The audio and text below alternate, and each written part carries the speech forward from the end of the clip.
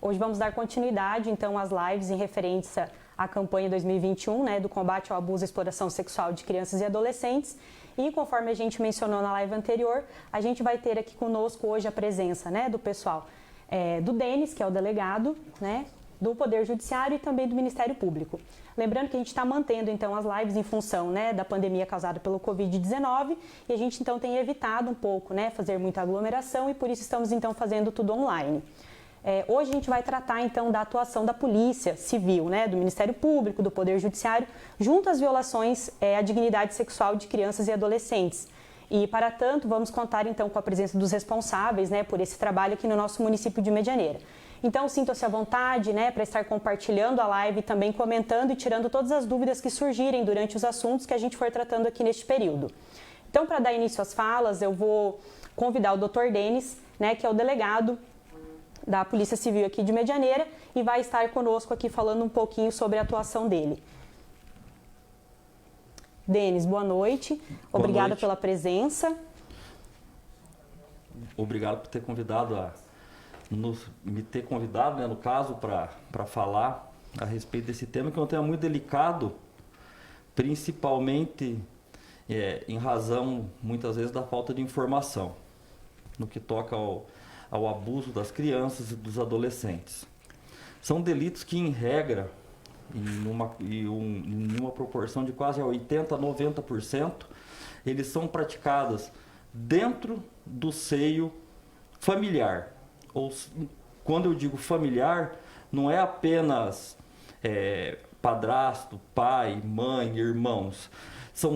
É todo aquele entorno que, em razão de amizades que se tem com a família, muitas vezes é uma amizade de um irmão mais velho, de uma irmã, de um pai, de uma mãe, em que há esse contato, em que essa pessoa tem acesso a essas crianças e adolescentes, né?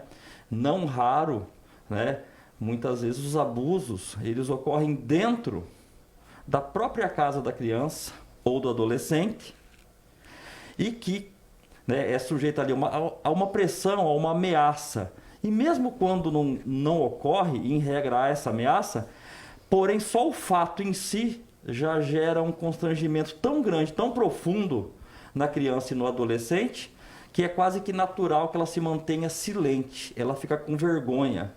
Gera um fenômeno na criança que e no adolescente muitas vezes ela sente uma certa repulsa a si mesmo. Há uma tendência em ela atribuir a culpa a ela, a algo que ela não causou e que ela é vítima. Certo. E, Denis, em relação a isso que você já trouxe um pouco, né? Qual que é o panorama geral, então, dessa situação de abuso aqui no município de Medianeira? Como que você observa o aumento do número de casos em relação a outros municípios? Você tem acompanhado sobre isso?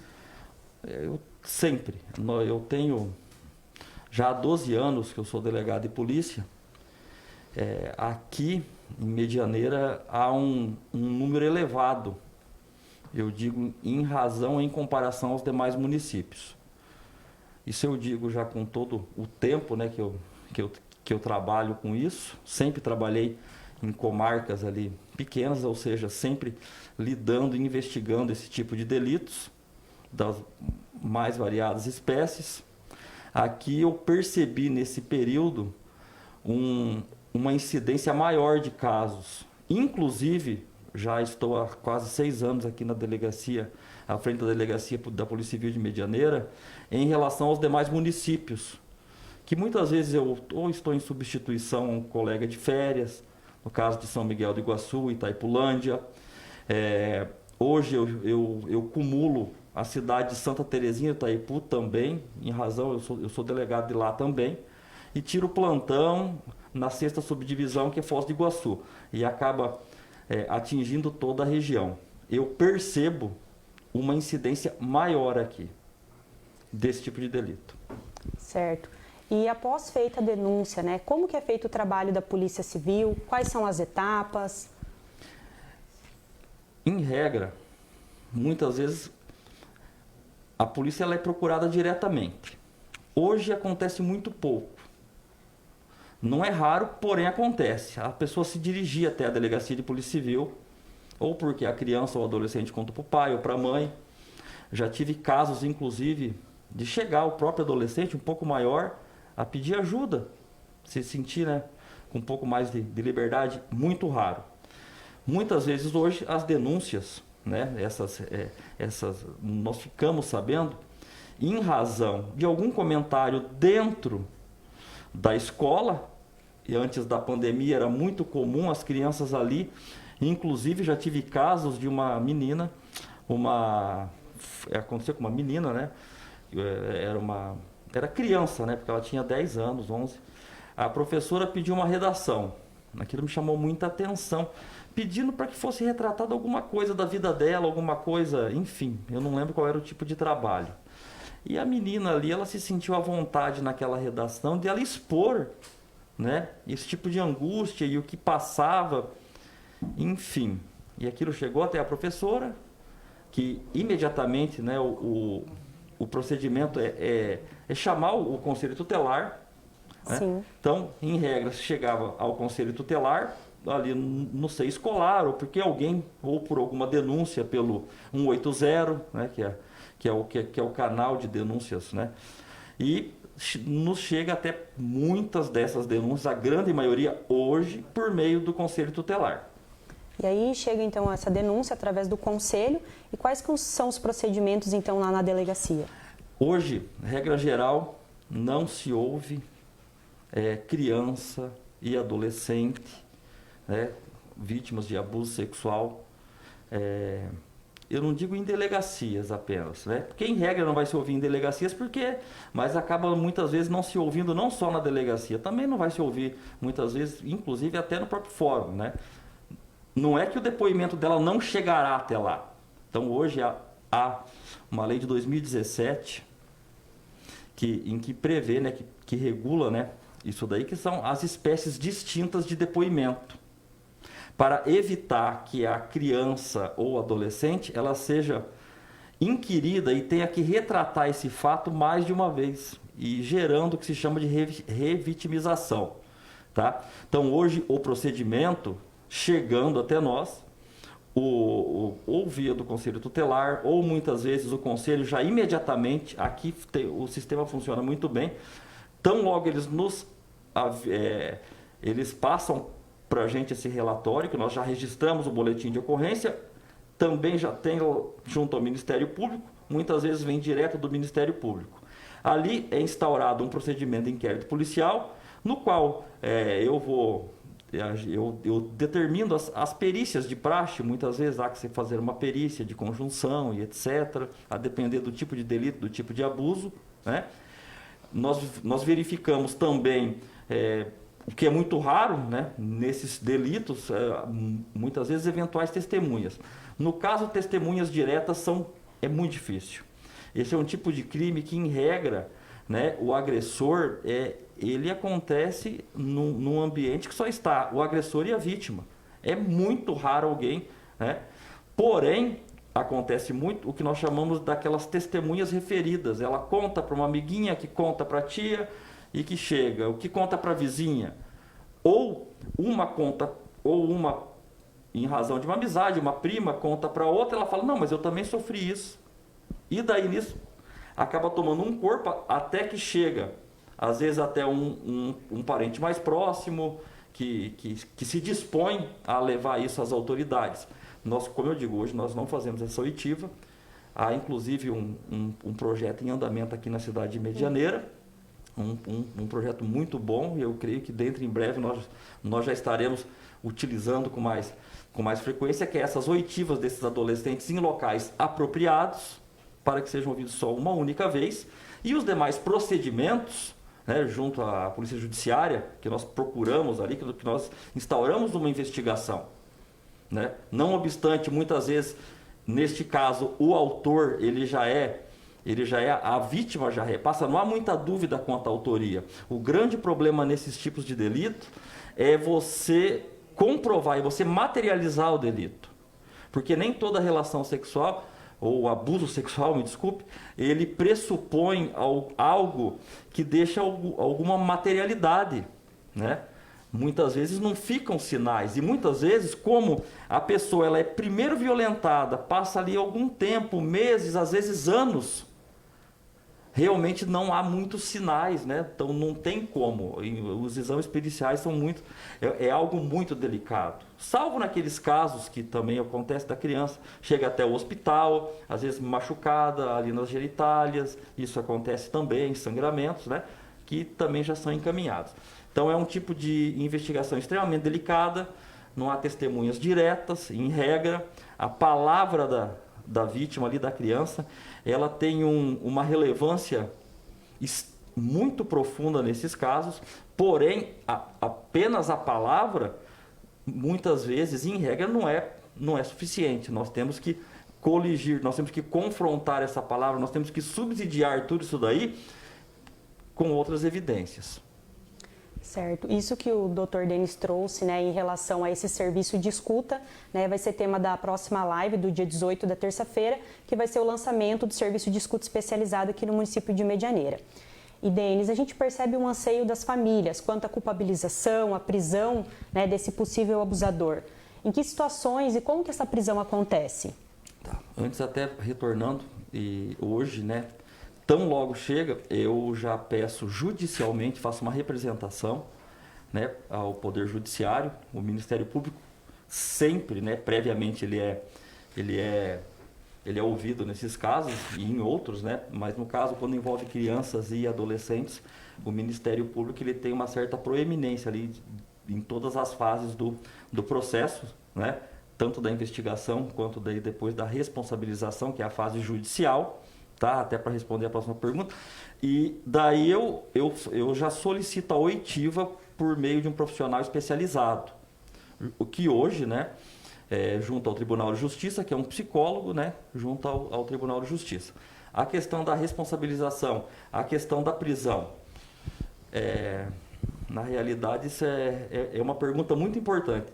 Porque quando se chega a notícia, e muitas vezes essa notícia ela sai, né? Ela é divulgada, chega uma hora que sai o estouro, né? Como nós chamamos, né? Aquilo que estava ali guardado a 7 chaves, a hora que você menos vê, está circulando aí em mídias, né? Facebooks e um falando, ou seja, nós da polícia, independentemente disso, nós trabalhamos com evidências. Evidências que eu digo é uma forma, são provas, né? Eu vou usar um termo genérico aqui, né? Provas. Né? Independentemente, nós não podemos prender ou encarcerar alguém, muitas vezes, né, só com é muito perigoso também. Já tive situações que não são, que acontecem em menor escala, de muitas vezes adolescentes, assim, que o padrasto não deixa sair, daí fica meio brava, sabe, quer sair, não quer, daí às vezes já aconteceu de fazer algum tipo de denúncia, então nós temos que tomar vários cuidados, isso não com crianças menores, né? Sim. E como dito, hoje, para evitar isso daí, nós temos que aguardar, né? Vem primeira notícia, vem o relatório do Conselho Tutelar, nós, até para evitar isso aí, nós não temos esse contato direto com a criança, né? Porque nesse caso, gente, nós sempre trabalhamos ali com a questão em primeiro lugar, da proteção da criança e do adolescente. Isso estará sempre em primeiro lugar. Porém, como eu sempre digo, né, faz parte do processo de recuperação a responsabilização do agressor.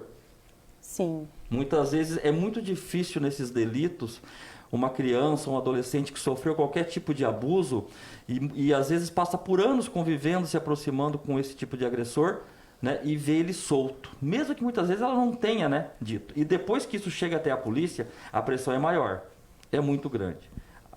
As questões de possibilidades de prisão em flagrante, muito difícil. Por quê?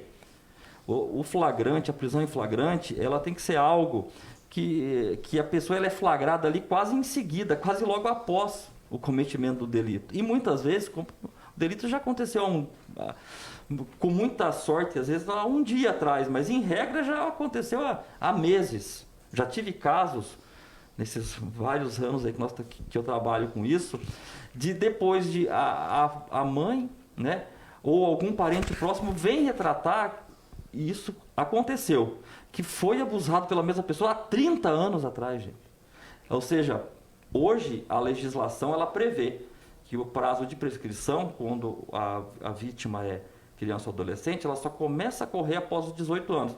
Mas antes, lá atrás, acontecia no momento do fato, ou seja, hoje você já não tem muito o que você fazer com isso. O pedido de prisão, tão logo configuradas essas evidências, né? A gente tem essa materialidade, nós temos isso, né? Esse depoimento da criança, que ele é muito importante. Nós, daí, é claro, daí nós temos que, sempre em respeito à lei, né? Nós temos ali que tentar encaixar, né, isso daí em algumas hipóteses legais. Porque no Brasil, e isso não fui eu que inventei, e isso é lei, e eu respeito a lei. Não é que não é falta a responsabilização, eu sou obrigado a respeitar a lei, que é a partir do momento que a gente não há sentido, né, em você querer fazer justiça desrespeitando a lei. Daí eu vou estar cometendo crime também. Ou seja, eu tenho o quê? Quais são, assim, regras e hipóteses? Você comprovar que aquele agente, depois de tudo, ó, foi ele, tem indícios que é ele, tem materialidade, você consegue, né? Fala, ó, esse cidadão, se ele continuar solto, ele vai praticar novos delitos. Porque no Brasil a regra é responde solto e depois, ao fim e ao cabo, né, depois de condenado, que vai cumprir a pena. Só será preso antes, né, por meio de prisão preventiva ou prisão temporária, desde que você comprove que se ele continuar solto, ou ele vai atrapalhar a instrução, a prova, o processo, ou ele vai fugir, ou ele solto, ele continua ameaçando vítimas e testemunhas, né? Nós temos uma série de requisitos legais, muitas vezes chegam casos, chegam até a delegacia, e as pessoas falam, nossa, saiu preso daqui, chegou na delegacia, soltou. Ou muitas vezes o delegado faz o flagrante, que fugiu de alguma hipótese legal, né? Ele vem a sair e daí fala, nossa, mas não adianta nada, o cara está na rua. Nós temos que sempre, né? Não só o delegado de polícia, mas todos os agentes, né, que trabalham com a lei, nós e todos, e principalmente os agentes de segurança pública. Você vai desde a polícia militar, da polícia civil, né? Então, realmente é muito delicado. Então, esse é um espaço que, sempre que possível, sempre dentro das possibilidades legais, é pedida a prisão. E quando a família tem alguma dúvida referente a esse processo, ela pode estar indo até a delegacia, solicitando informações, né? Então, por exemplo, a família fez a denúncia de uma violação de direito de uma criança, né? Ela pode ir até a delegacia, solicitar alguma informação junto ao senhor? Como que funciona esse processo? Quando já está instaurado alguma coisa, em que pé está o andamento das investigações? Isso. Sim. Sempre resguardado, porque é o seguinte, toda investigação que envolve criança e adolescente, em regra, a investigação policial, ela, em regra, ela já é sigilosa. Quando envolve delitos que envolvem crianças e adolescentes, o sigilo é um sigilo qualificado. Qualquer inquérito policial, qualquer investigação, ele só terá acesso às partes necessárias ali e dentro das hipóteses legais. Tá? Não é acesso ao público. A família, a mãe, os demais, eles sempre terão acesso. Sempre terão possibilidade de se saber. É um direito deles. Pode, né? Nós ainda, não obstante a pandemia, mas a polícia não para. E nós não paramos em nenhum momento nessa pandemia, né? Ou deixamos de atender situações que envolvem abuso sexual. Não teve. Tudo que foi chegado, independentemente, foi todos atendidos e foram dados os andamentos, né, de praxe. A mãe, eles têm direito? Claro que tem. Sim. Muitas vezes em um familiar já aconteceu muito assim, sabe? Poxa, você vai abrir algo tão delicado, né? A gente simplesmente aconselha, olha, está aí uma investigação, mas a pessoa sempre pode procurar a delegacia de polícia, pode ligar lá, né? Em razão da pandemia é interessante que evitar muito o contato, né? Nós sempre estaremos lá, a polícia estará lá, sabe? Sim. Porém, né, até em razão da pessoa marcar, sempre eu estou à disposição também quando envolve esses tipos de delito, a gente nunca, sempre a família será informada.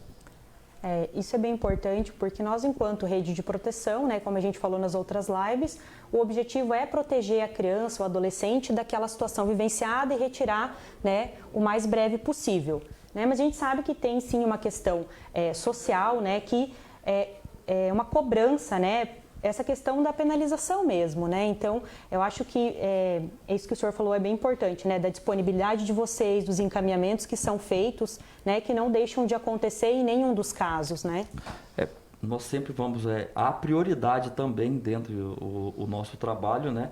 No que toca essas investigações, né? Elas são sempre prioritárias, né? Elas estarão à frente das demais investigações já até por determinação legal. Tá? Então a gente sempre trata isso como prioridade, né? Sempre tratamos e se a questão da informação aos familiares e procurar essa responsabilização.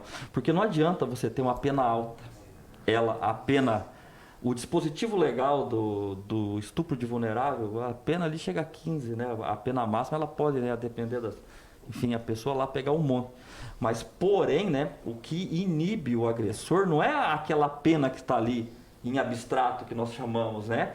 É a certeza que é isso que inibe quem agride, de que se ele cometer, em algum momento ele será punido, né? Isso que é o que traz, né? Você saber, a pena é alta, mesmo que fosse menor, mas se eu cometer o delito, o agressor ele será punido. Então, quanto mais, né, investigações forem avançando, mais pessoas forem responsabilizadas, esse sentimento, né, de que a pessoa, se cometer, ela virá a ser responsabilizada, né, gera um duplo efeito, tanto para a sociedade, uma sensação de segurança, da confiança para os demais levarem isso, porque muitos ficam com receio, se eu levar, daí não acontece nada, ele fica solto, sabe que fui eu que entreguei, né, e não acontece nada. E também gera esse efeito no próprio agressor ou naquele que está em não vir a delinquir. Porém, muitos agressores que praticam esse tipo de delito, ele não é aquele delinquente esporádico. Esse é um psicopata, ele sempre vai praticar. Sabe, isso aí, eu parei com isso. Não, o cara que violenta uma criança, ele é um doente, sabe? Ele é um doente. Então, ele sempre vai praticar. Gostaria de pedir para o pessoal se tem alguma pergunta aí no Facebook para o Dr. Denis, se quiserem passar para a gente estar aproveitando o momento. Doutor, tem mais alguma coisa que o senhor gostaria de acrescentar? As perguntas abrangeram o assunto que o senhor gostaria de tratar hoje? Sim, acho que a título de informação, acho que é muito importante. Espero ter sido claro, né? Sim. É complicado, é difícil, mas espero ter sido claro. Sim. Sabe? Nós estamos à disposição ali pelos nossos canais da Polícia Civil, o 197, que é ligação, né, é gratuito, 197, os telefones da Polícia Civil, né? E também à disposição ali a delegacia de polícia, e para sempre atender as pessoas e principalmente, né, que tenham, né, crianças e adolescentes vítimas desses tipos de delito.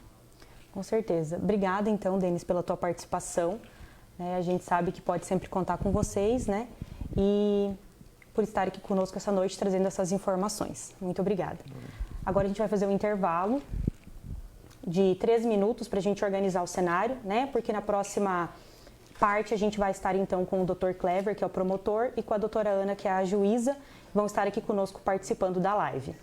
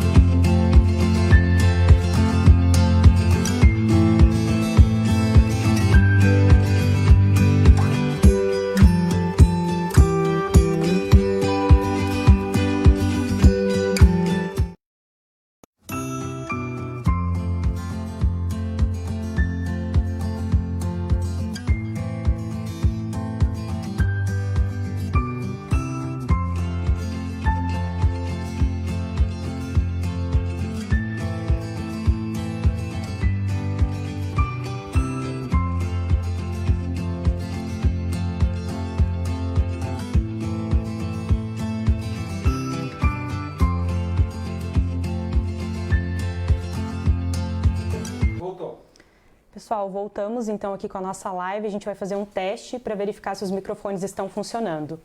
Doutora Ana, boa noite. Olá, boa noite, Marielle. Doutor Clever. Boa noite. Tudo funcionando, pessoal? Posso dar continuidade?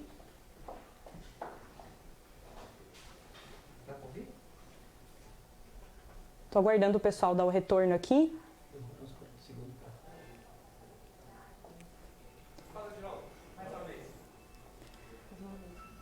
Posso continuar?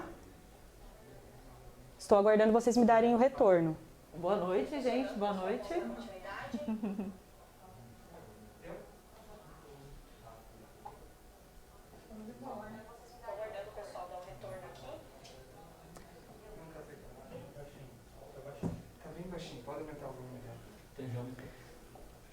Pode continuar?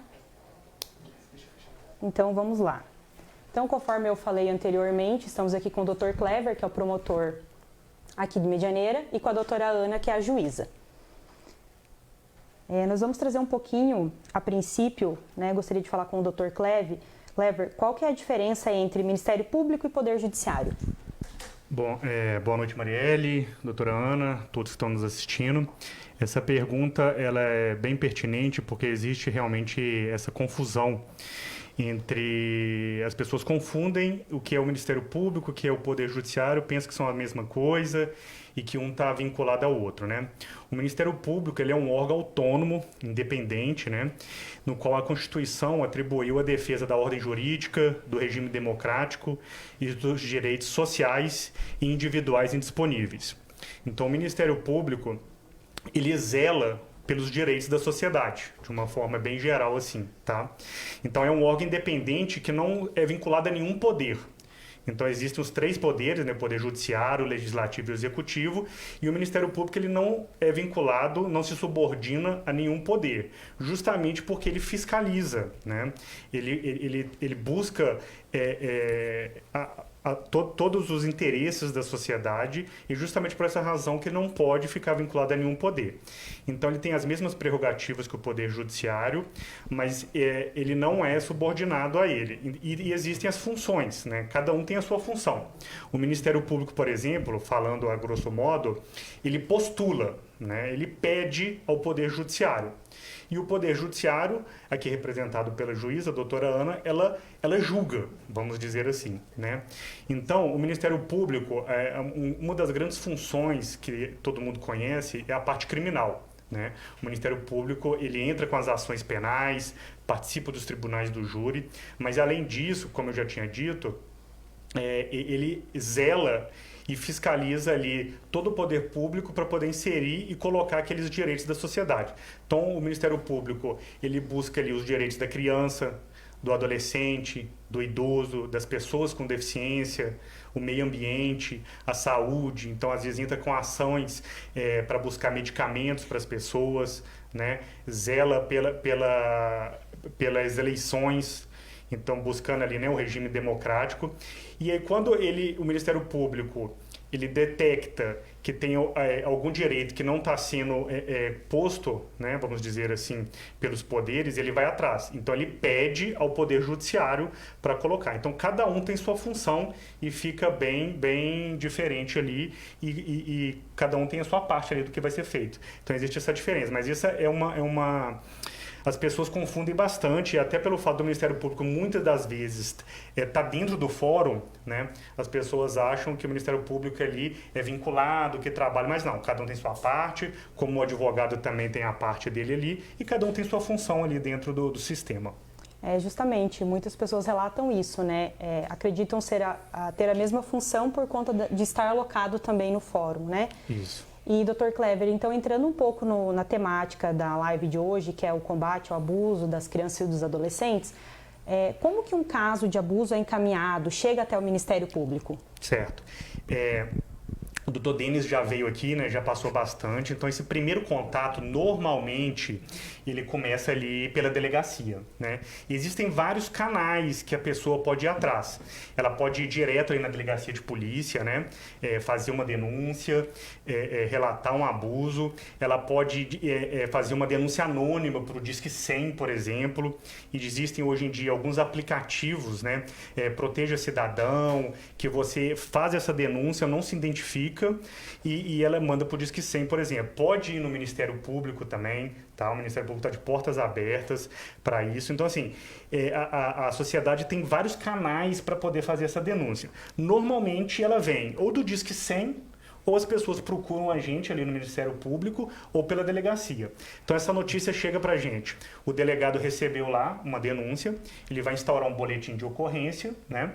E depois ele vai colocar ali, vai dar ensejo a um inquérito policial. Ele vai investigar, vai fazer todos os trâmites, vai escutar as testemunhas, vai ver o que é pertinente ser feito ou não. Esse inquérito policial chega pra gente, vem para o Ministério Público.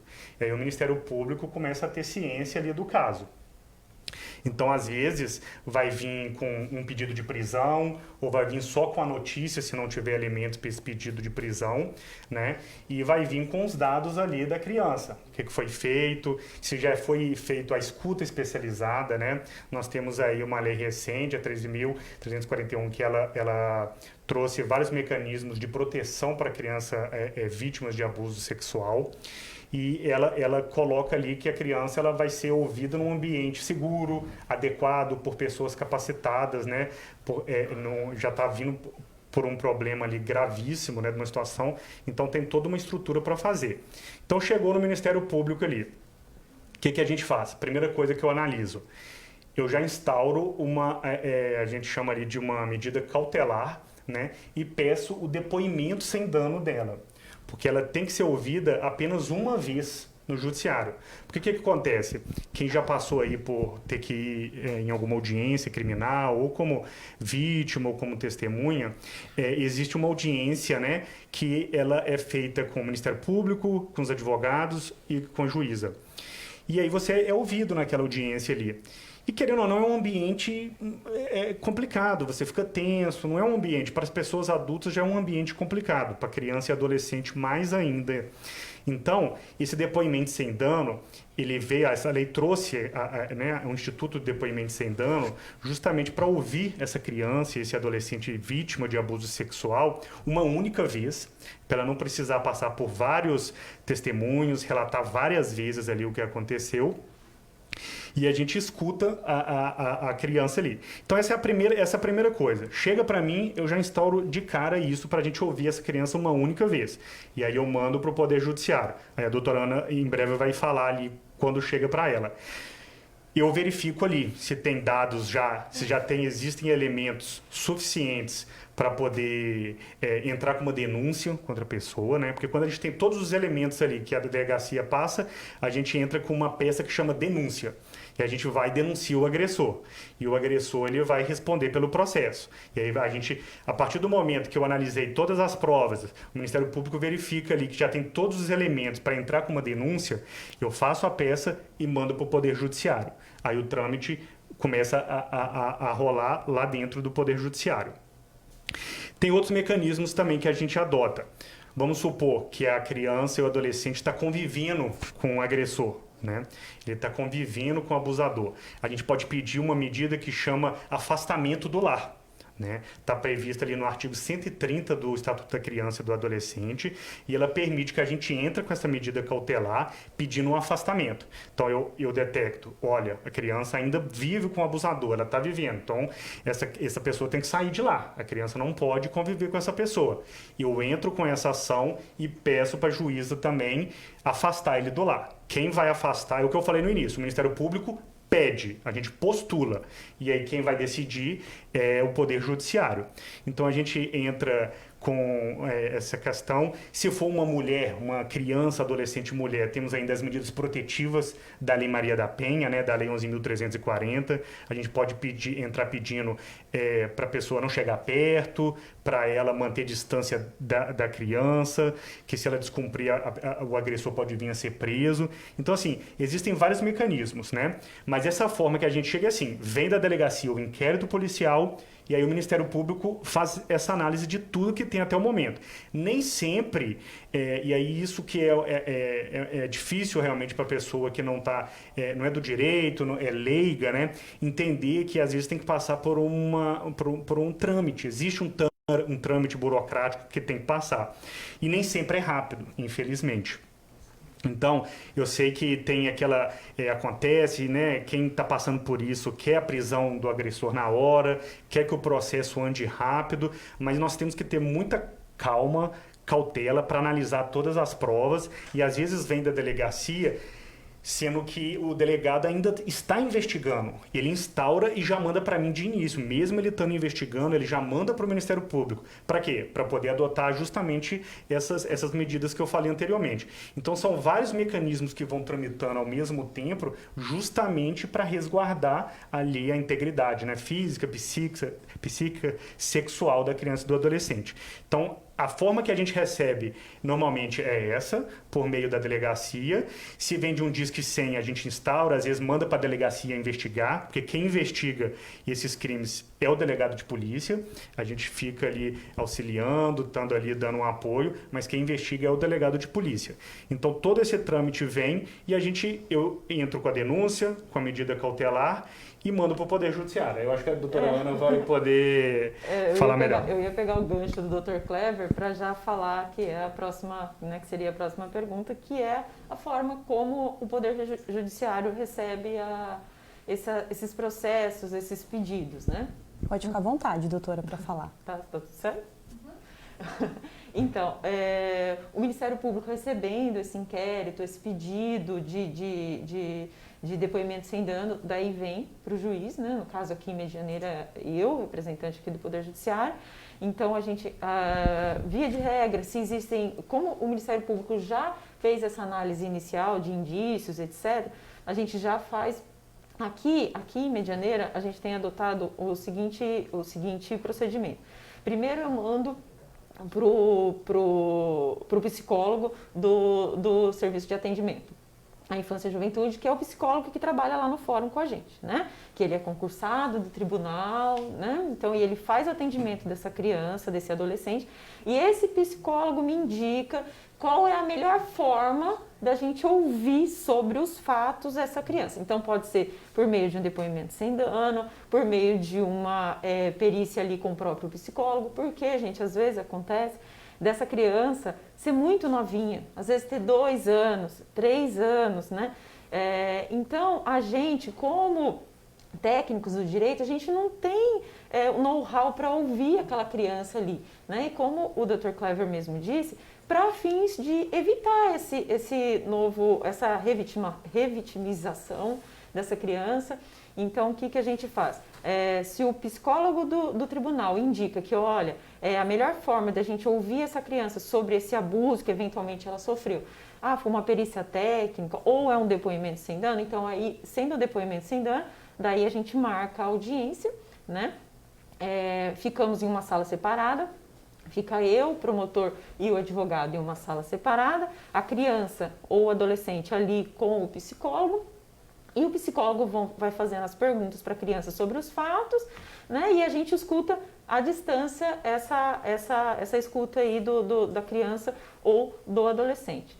Quando a criança for muito nova, ou às vezes a gente já recebeu várias situações de adolescentes com problemas, com deficiências, né?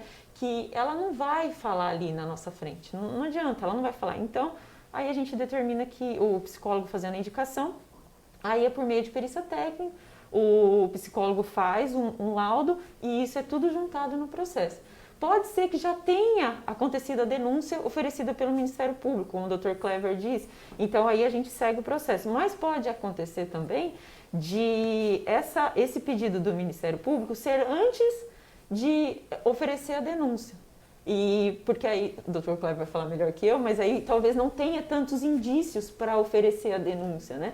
Então, às vezes o Ministério Público pede essa realização desse depoimento anteriormente, como a gente fala tecnicamente como uma cautelar, né?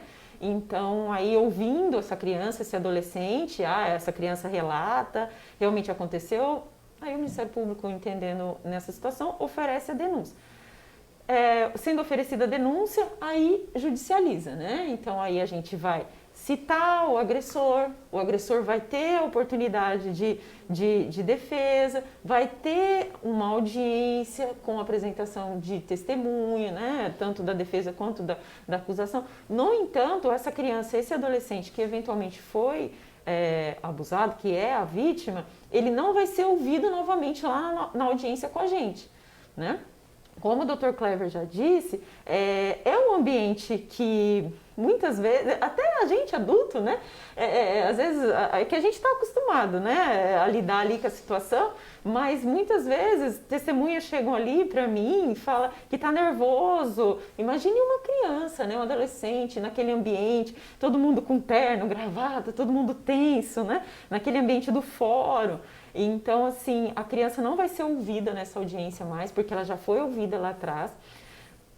E a gente tenta resguardar o máximo possível essa revitimização, para não haver essa revitimização institucional também, né? Para que a gente não precise que a criança passe por toda aquela situação que ela já passou. E a gente sabe que uma criança, um adolescente que sofre o abuso sexual, ela vai levar isso para o resto da vida dela. Né? Então, assim, quanto menos as instituições, como rede de proteção, fazer com que ela reviva aquela situação, eu acho que a gente talvez tente diminuir esse trauma que esse adolescente, essa criança vive ali, viveu, né? No abuso. E como foi mencionado pelo Dr. Clever, né?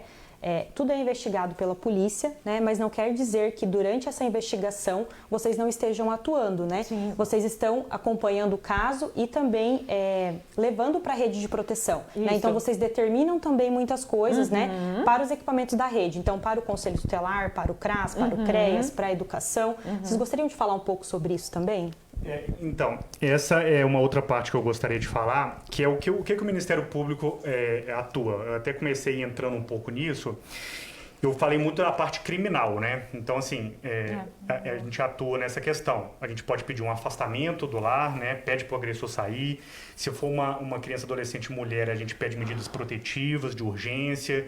Se for um homem, a gente pede medidas... Não é porque é homem, não existe medidas protetivas. Existe. A gente não vai usar a Lei Maria da Penha, mas a gente tem outros dispositivos e outros mecanismos para estar protegendo essa criança, adolescente e homem. Só que junto com essas medidas criminais, como a Marielle falou, a gente tem também as medidas no âmbito civil, né? No âmbito da infância e da juventude ali, e às vezes até na vara da família.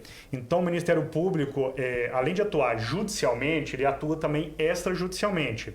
A gente atua muito, como a Marielle falou, a gente fica ali, durante a investigação, um pouco por trás ali, mas a gente tá junto. Tá vendo o que está acontecendo, tá sabendo do trâmite que tá, e a gente tem essa conversa com a rede de proteção. Existe todo um mecanismo, né? Todo mundo trabalha junto em prol dessa criança e desse adolescente. Então, algumas medidas cíveis também, elas podem ser adotadas. O Ministério Público, às vezes, entra com uma medida protetiva, né? Para poder pedir a destituição do poder familiar, né? Vamos supor ali que o abusador é o pai, né? Um avô. Isso acontece muito, infelizmente.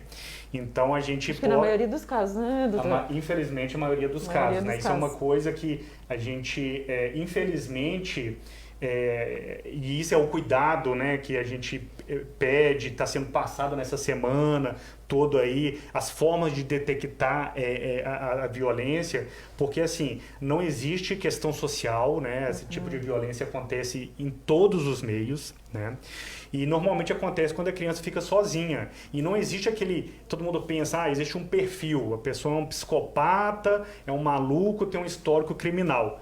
Na maioria das vezes não é, né?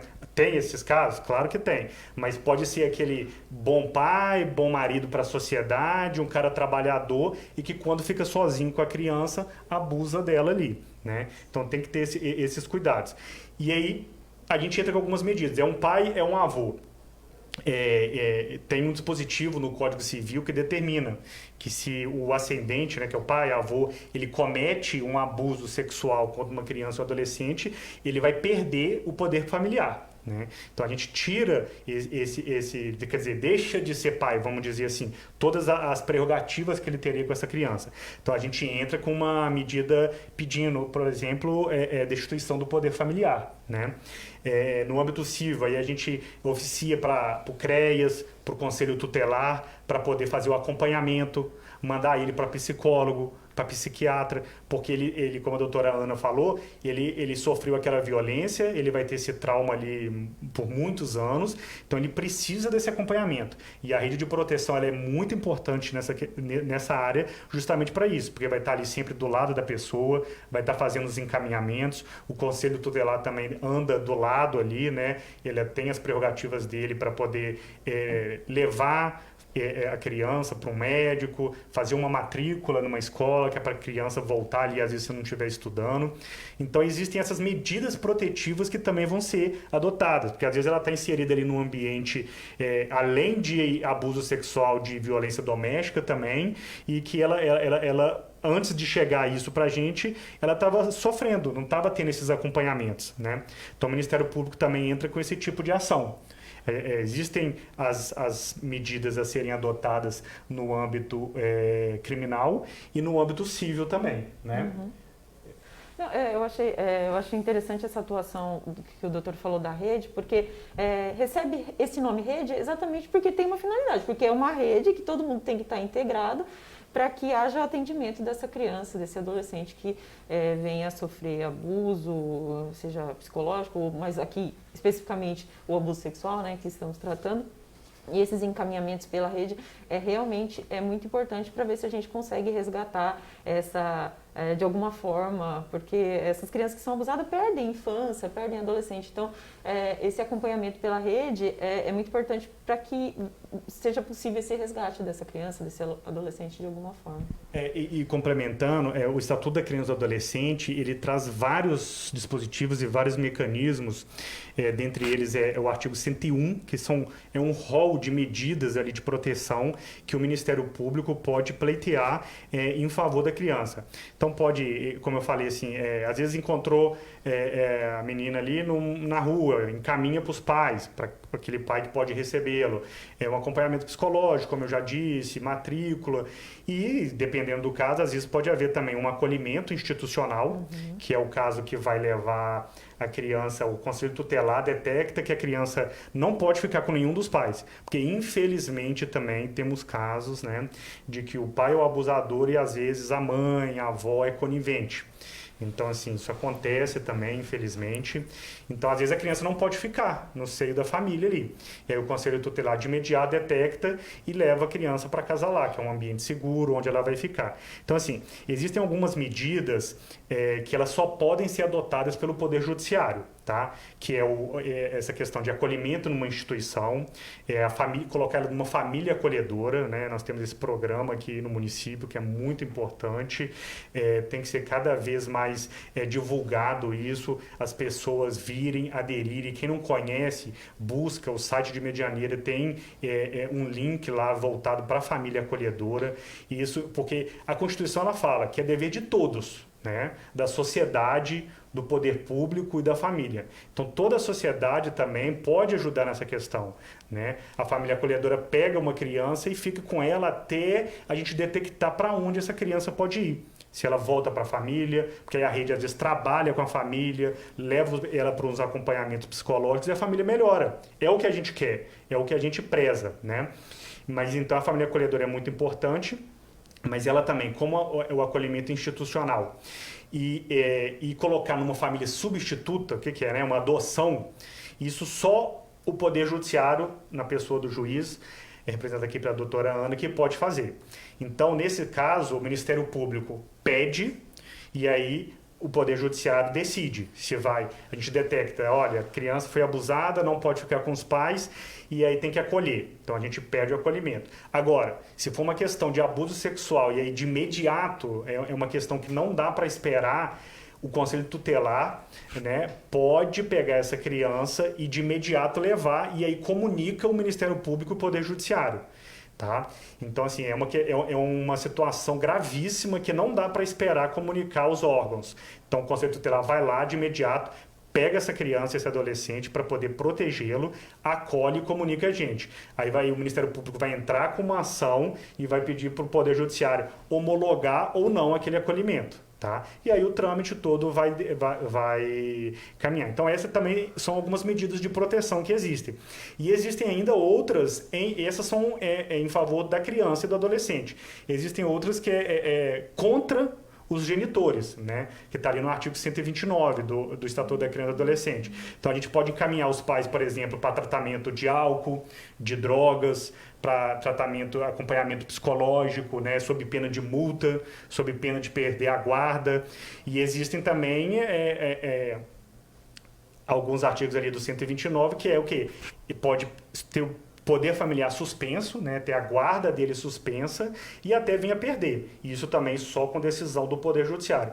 Então, o pai ali comprovou que é o pai que foi o abusador, realmente houve um abuso sexual, pode ser perdido o poder familiar. Então, existem uma gama ali de institutos, de mecanismos de proteção dessas crianças e do adolescente. Então, às vezes parece que está demorando, parece que o processo não está andando, que a pessoa está solta, né? Mas a gente está fazendo por trás ali. Existem vários mecanismos que vão tramitando junto. E aí a gente, às vezes, tenta afastar do lar, tenta colocar um distanciamento, por exemplo, a medida protetiva, e se a pessoa ela descumpre isso, pode vir a chegar até a prisão. Uhum. É só aproveitando que o Dr. Clever falou sobre a mãe que não acredita na criança, né? E eu acho muito interessante porque acontece muito isso. Muito, muito, muito.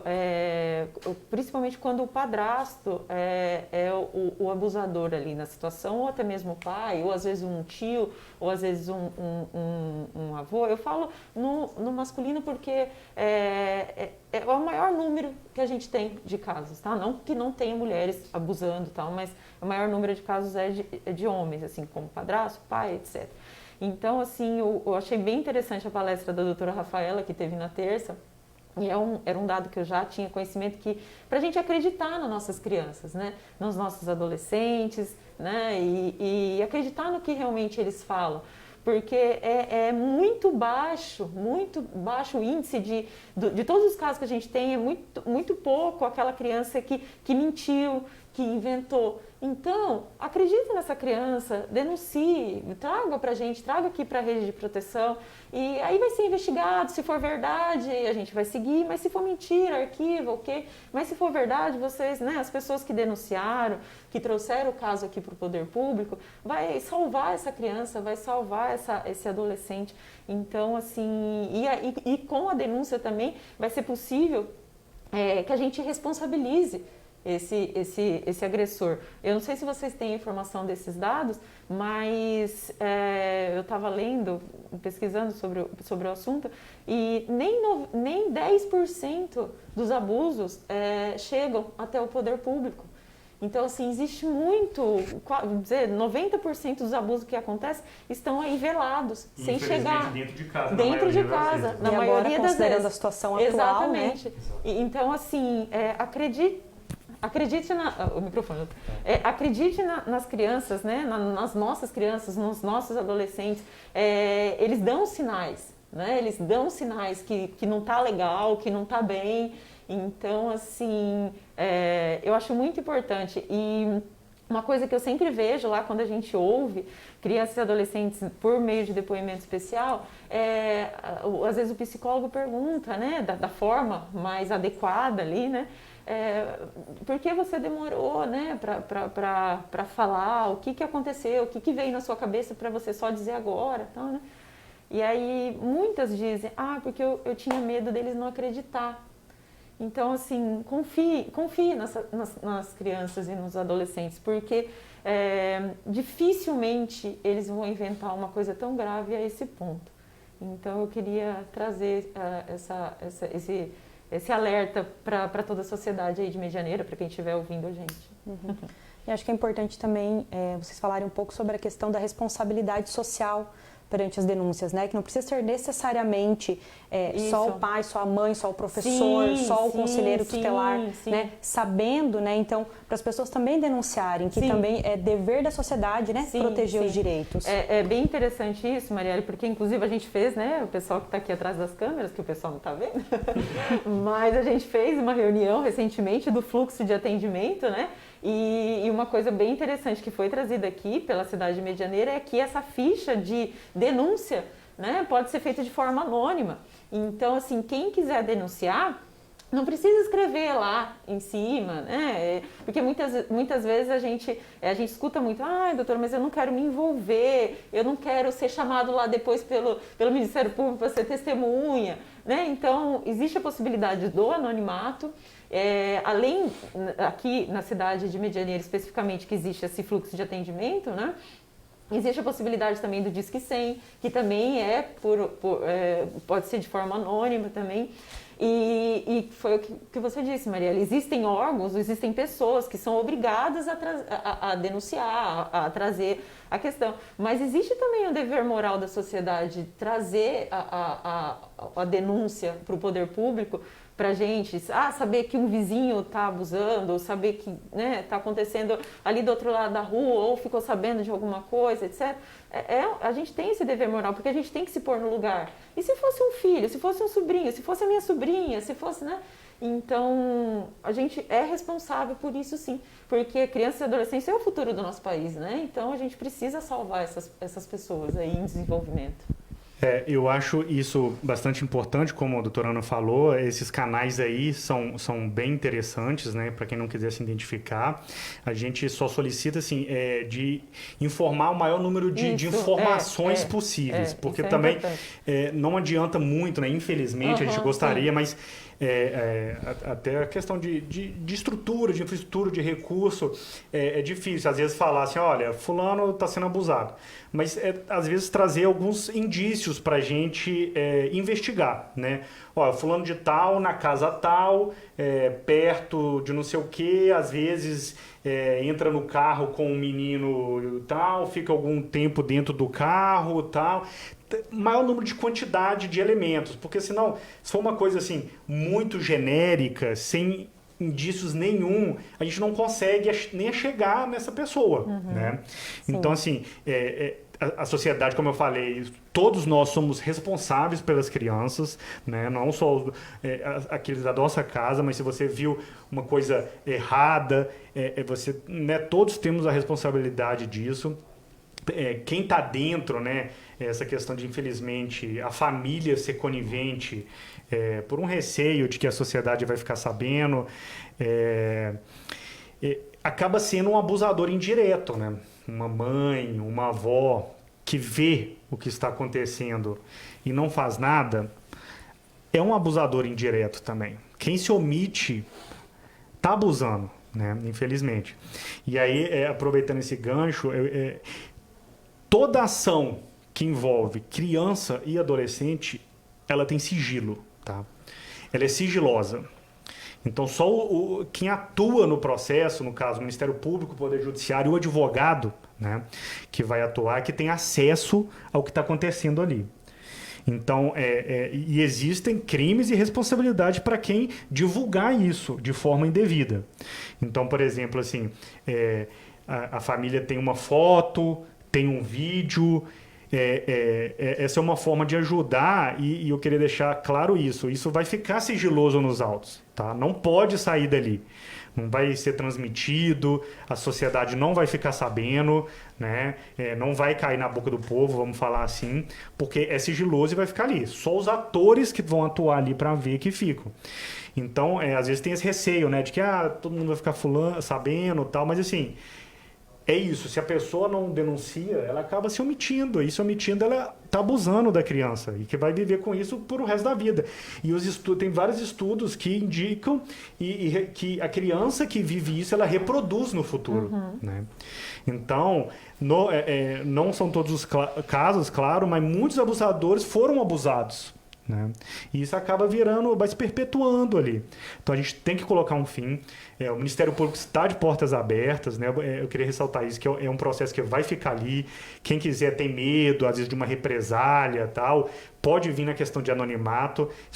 A gente só pede isso, né? Trazer o maior número de informações possíveis, às vezes onde a pessoa está, qual que é o endereço, como que às vezes acontece. E é claro que nem sempre é possível. Muitos, mas dano a gente vai investigar. Vamos mandar para a delegacia, vamos atuar em conjunto e vamos tentar chegar para poder proteger essa criança e esse adolescente. Só uma coisinha que eu queria dizer em relação ao sigilo.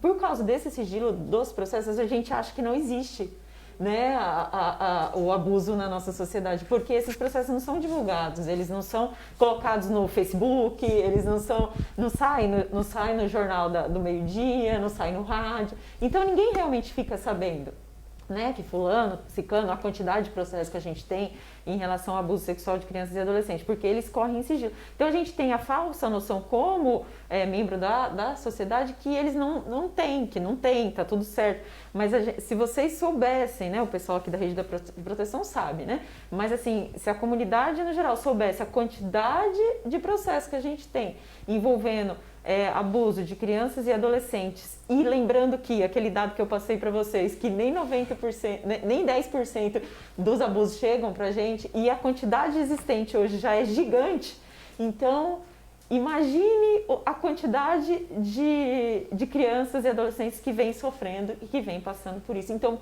por isso que eu bato sempre muito nessa tecla. Denunciem, pessoal, denunciem, por favor, para a gente poder ajudar.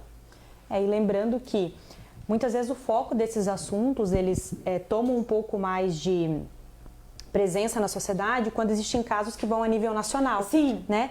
Mas aqui no nosso município também existem casos tão difíceis, né, de conceber que existem, como em cidades grandes. Né? Então, é por isso que às vezes a sociedade, isso que a doutora falou, pensa que não existe porque não são divulgados, né? Mas também, por outro lado, né, o que a gente sempre diz, não está escrito na testa de ninguém. Exatamente. Né, que faz esse tipo de coisa. Então, por isso que é tão importante, né, observar, né, se não tem bem certeza, procura ajuda, procura saber se aquilo está dentro de uma normalidade, como que isso acontece, né, para justamente não deixar passar ou não deixar agravar a situação.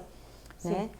E saindo um pouco então dessa parte do saber jurídico, né, de vocês, como que enquanto a parte humana, assim, em atuar em relação a esses casos, em fazer as audiências, em conversar com os possíveis abusadores, como que é isso para vocês, como que é esse processo? Tá.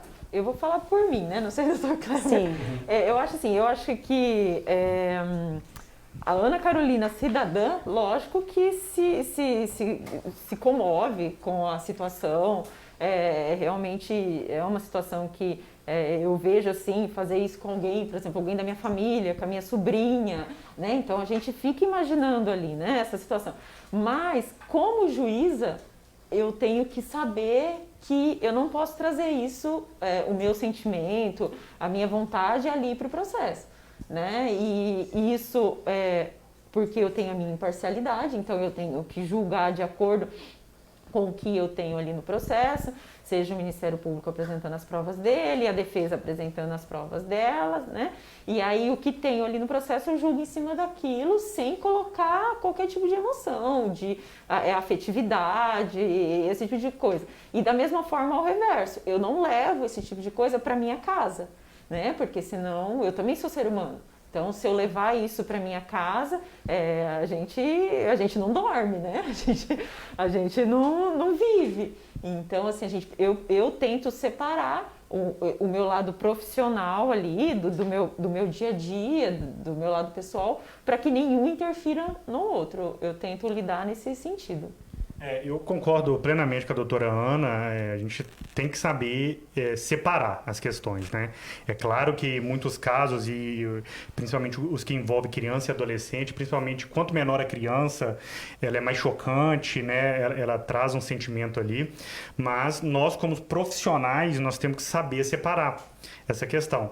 Então, por isso que muitas vezes as pessoas perguntam, mas não vai prender, não vai fazer nada, tem que linchar, né? A gente escuta muito isso aí. E a gente lida com mecanismos jurídicos para tratar isso, né? Então, a gente tem que seguir esses mecanismos e tem que trazer tudo para o processo, justamente para a doutora Ana chegar lá no final e ter os indícios e as provas que ela vai julgar com aquilo, né? Então, a gente não pode atropelar, né? A gente tem que respirar fundo mesmo em determinados casos ali, mas isso a gente sabe, né? A gente sabe separar essa questão. Sim. E tem todo um trâmite que a gente vai investigar, a gente vai ficar perto daquela pessoa que fez aquela barbaridade, porque a gente vai escutar ela ali no interrogatório, vai às vezes, se tiver presa, vai na delegacia ouvir, depois vai ver.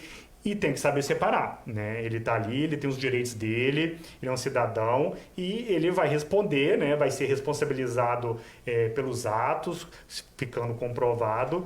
Mas essa questão é uma seara difícil de lidar, mas a gente, como profissional, a gente lida com isso todos os dias, né? A gente sabe diferenciar o lado profissional ali e deixar bem claro para poder atuar da melhor forma possível, tanto protegendo a criança ou adolescente e fazendo tudo dentro da legalidade também. Realmente, eu até comentei com a doutora, né, que o público das lives anteriores estava falando muito sobre essa questão da penalização, né, de ser julgado, de ser preso, né. A gente entende a dificuldade, né, que a sociedade tem em compreender todo o processo, né, a dificuldade humana mesmo nesse sentido de querer a justiça sendo feita. Mas também a gente precisa lembrar que o objetivo da rede de proteção, e vocês também fazem parte dela em algum momento, né, é de proteger a criança ou adolescente, Sim. é de encaminhar, é de zelar por ele, de fazer todo o cuidado, né, evitando então mas procurando minimizar todo o sofrimento que teve até esse momento. Sim, com certeza, Maria. Tem uma pergunta que é necessário o sigilo, mas não seria interessante divulgar periodicamente o número de casos para a sociedade perceber a necessidade de denunciar? Eu acredito que sim, que seria interessante divulgar, por exemplo, os casos, mas eu acho que é muito difícil, sabe? Acho que a gente não tem hoje, eu não sei se o Dr. Clever tem algum conhecimento de Então, eu tenho a falar, existem de tempos em tempos, né, o CNJ, CNMP, sim, eles fazem, a gente tem todo o processo, ele às vezes ele é vinculado num sistema, né? E a gente comunica. Prisões são comunicadas para um órgão, tal. Então, existe essa questão de saber a quantidade, de que até para essa questão, para ver, às vezes, ver que aquela localidade está acontecendo mais isso, fazer um trabalho naquela localidade para melhorar, porque isso tem que passar muito também, mudar a mentalidade né, das pessoas ali. E isso é de tempo em tempo, assim, não eu acho que, se não me engano, é 2 anos, se não me engano, né? Isso, é um tempo mais elástico, assim, não é, por exemplo, mensal, porque eu acho que a gente não tem, assim, esse sistema que a gente consiga filtrar, por exemplo, mensalmente, a quantidade... Até porque, como o processo ele demora um tempo, a gente não pode, às vezes, jogar um dado lá de um mês, sendo que, às vezes, vai chegar no final e se descobre que é uma coisa ou é outra, né? Então, existe esses dados, essas estatísticas, elas, de tempos em tempos, elas são, né, elas são liberadas aí para a sociedade demonstrar. Mas, realmente, a gente não pode sair divulgando nome, principalmente, né? Existe lei proibindo isso, tanto que em todos os processos que atuam com criança e adolescente, a gente usa iniciais, né? Para dificultar essa questão. Já existe o sigilo, mas ainda existe esse cuidado de se colocar iniciais, tal. Então, todo isso visando o quê? Proteção da criança e do adolescente. E junto com isso, né, de quando possível divulgar algumas informações, acho que se faz importante a gente manter campanhas como essa, né, de conscientização, de reforçar a importância da denúncia, né, da responsabilidade social também de denunciar o conhecimento de algum caso, né, de procurar a ajuda, como o Dr. Kleber falou, do Ministério Público, do Conselho Tutelar, de outros órgãos de proteção da criança e do adolescente, seja CRAS, CREAS, Conselho Tutelar, e tirar as dúvidas, né? E possivelmente, através dessas dúvidas, sim, surgem as denúncias. Então, esse também é o nosso objetivo, né, de estar reforçando a importância da campanha e também das denúncias. Isso realmente muito importante mesmo, Marielle. E às vezes, essa situação de denunciar, muitas vezes eu já escutei, eu não vou denunciar porque, não é possível que a pessoa fez isso.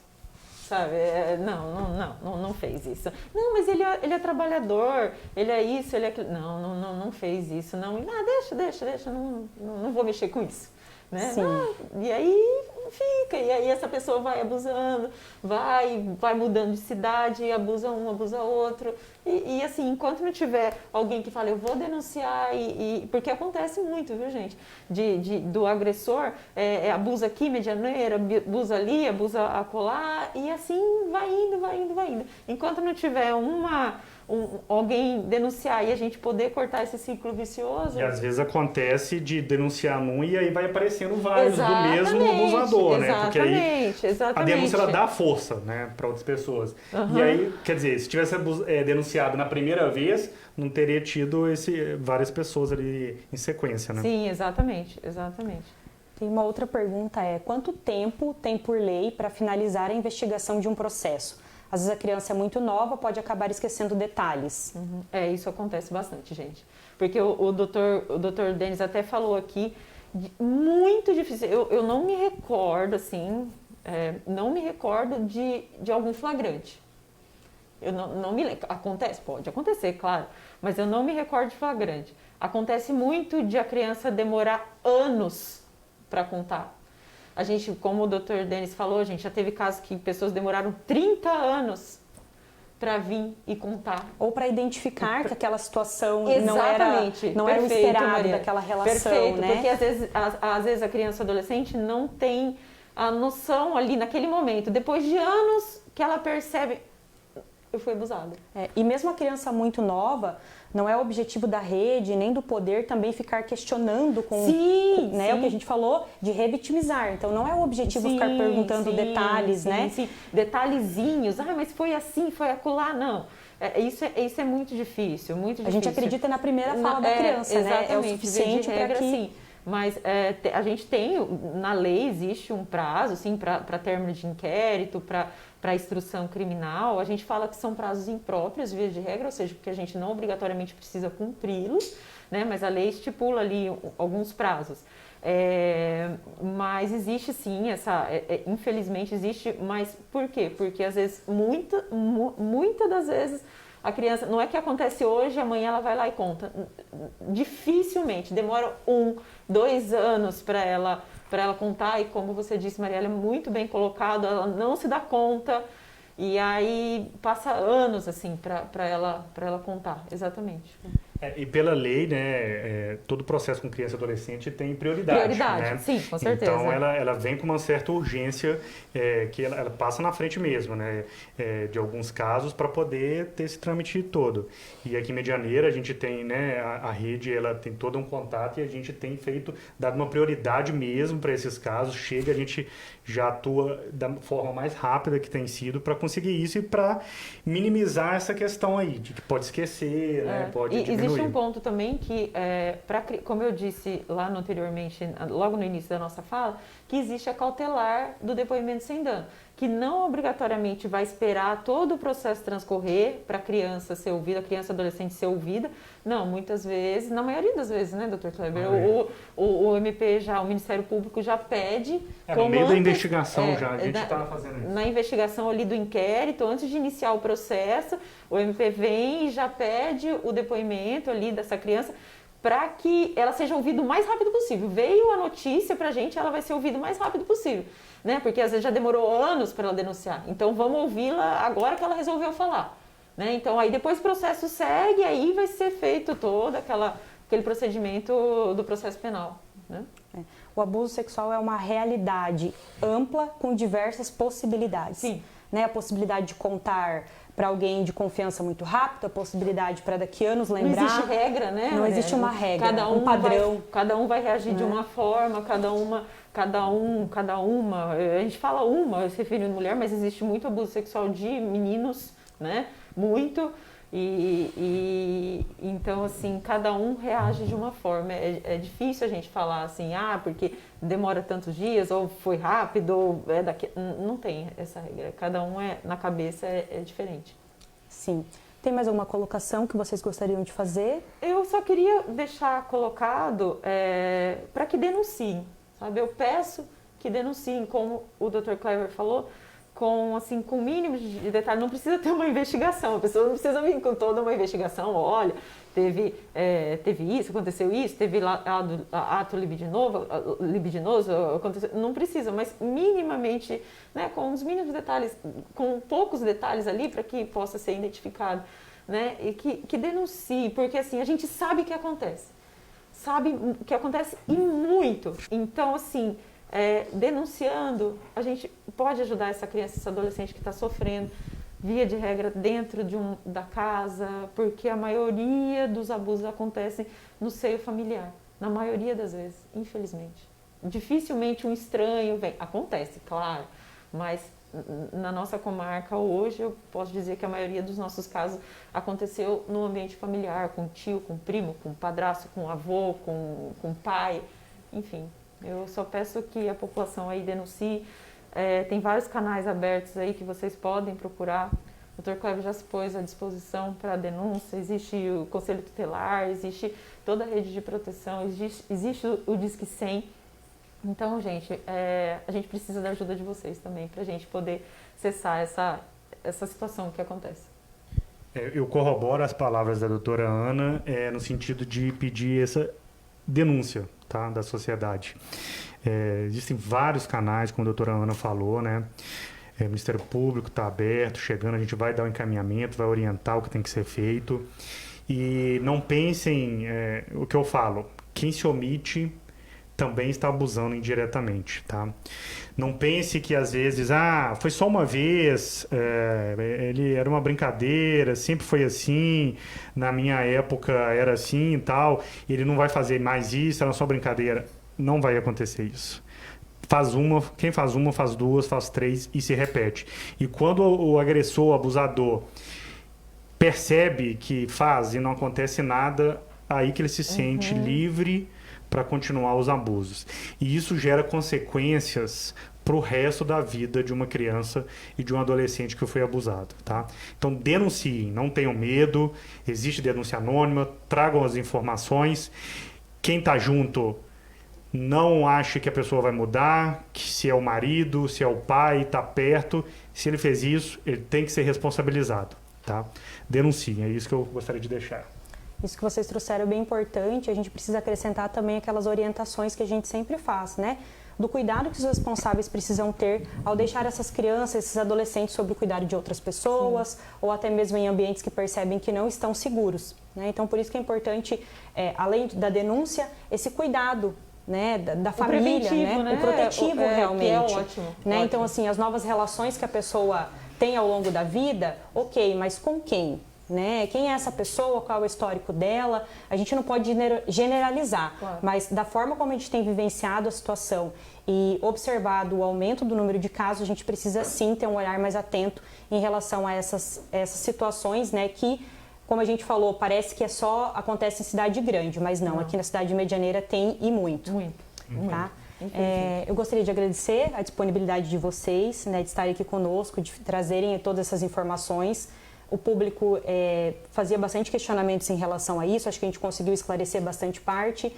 E sempre que tiverem dúvidas, podem estar contatando, né, tanto vocês, quanto o Conselho Tutelar, quanto o CREAS, né, para que a gente possa estar explicando, então, quais são os encaminhamentos dados em função de casos de abuso sexual. Na próxima semana, na terça-feira, a live do dia 18, que é o dia, né, que é o considerado Dia Nacional da campanha contra o abuso de crianças e adolescentes, vai ser o encerramento, então, da série de lives. E nesse encerramento a gente vai ter a fala da assistente social Juliana falando sobre a rede de proteção aqui do município de Medianeira, e também a gente vai ter as profissionais, né, a Graciele e a Silvana, que são as responsáveis por estarem fazendo as escutas especializadas. Então elas vão lançar o serviço nessa live. Eu gostaria de agradecer então a presença de todos vocês aqui na live, também a participação, né, de todos que estiveram aqui hoje, e na próxima terça-feira eu conto com a presença de todos vocês. Boa noite.